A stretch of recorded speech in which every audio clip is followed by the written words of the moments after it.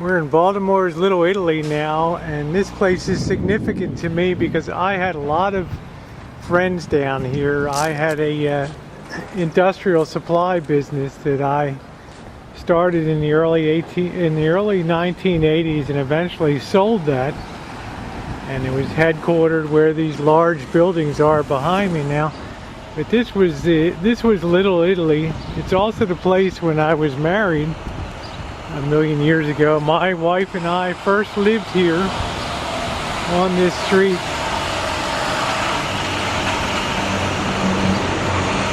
And Muggs is across the street. He used to do the illegal numbers. The Della Noche Funeral Home here, where the old joke is they straightened a few guys out in their time.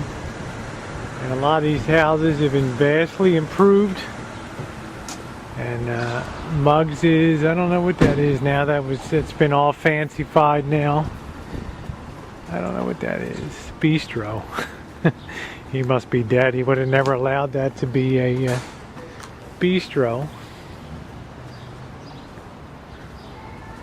But they had all these cool little restaurants in here. That just cracks me up. This guy was like, this neighborhood was like right out of Goodfellas. I mean, a joke among a lot of guys in the neighborhood, and it was probably true. There were guys that were born in this neighborhood and died in this neighborhood and never left this neighborhood their whole life. They never went anywhere. They never saw anything in the world. They lived their whole life right here in Little Italy. It was a tight-knit little community, and by and large, the guys were wealthy. You see, this is where I lived, 239 South Exeter Street. At that time, I was struggling to kind of make ends meet. We lived way up on the fourth floor there. And let me tell you, in summertime with no air conditioning and walking up 4 flights of steps to get up there, hoot hoot.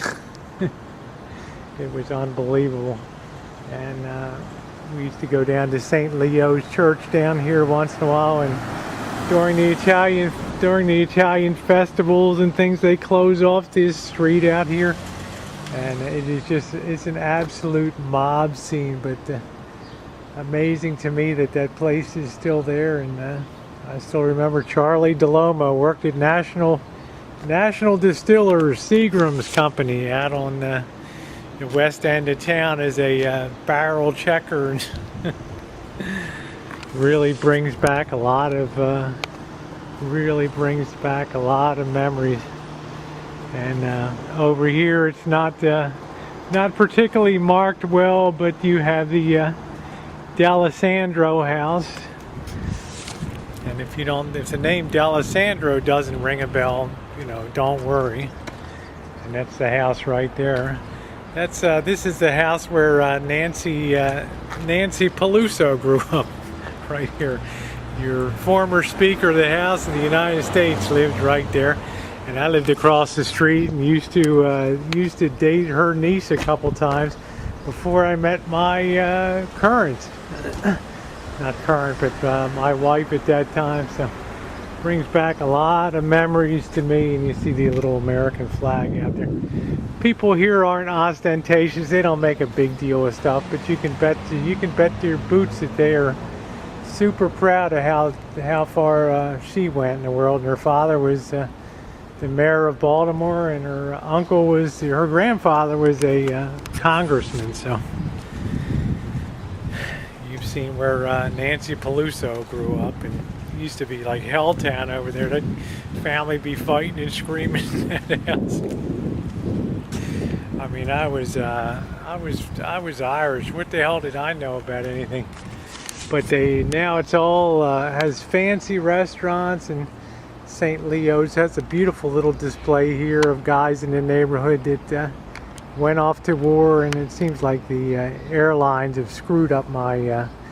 Besides having a crack in my screen here, my viewing screen, it seems my focus doesn't really want to work anymore. So thanks for messing that up. I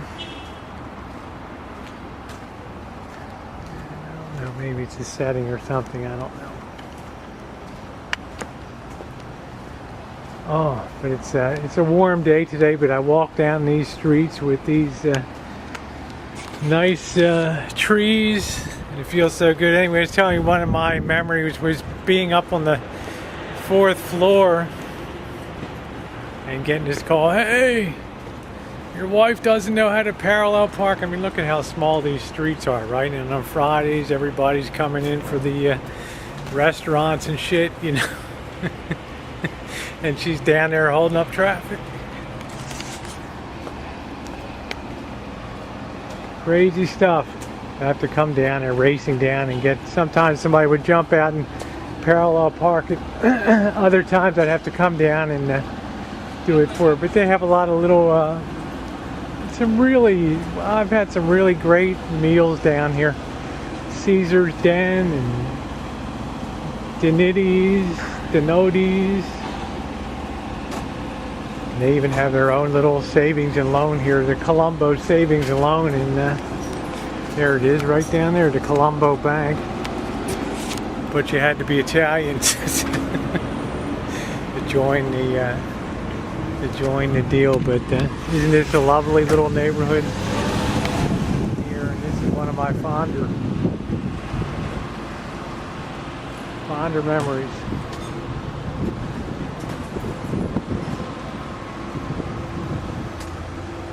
And if I recall correctly, right over here we have a bocce ball court where the big entertainment for everybody was to come over and play bocce ball. Let's see what's going on there today. I don't want to get whacked for the camera, but yeah, they still have still play the bocce ball and everything.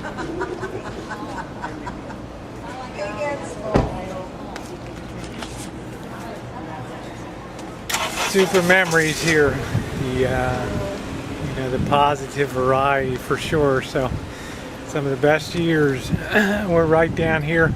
These guys were amazing. They took me under their wing, treated me like royalty. You know, one of the guys bought my industrial supply business when I got tired of it, grew it to a certain size, and suddenly he contracted lung cancer. It was really a shame, but a lot of memories down in Baltimore's Little Italy. Okay.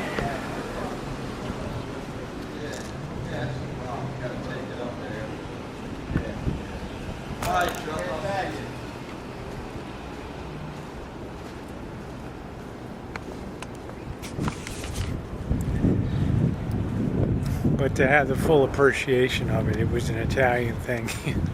And they let you know every single day of your life, baby, you ain't Italian, you know what I'm saying? We just make you honorary, like sort of chooch along, but you ain't Italian, babe. Alright, well that was a fun little stop over here on South Exeter Street in Little Italy in Baltimore. It's nice when the clouds come over, it cools it off a little bit. They're getting ready for the St. Gabriel's Festival, August 17th and 18th. They'll close up the whole street here.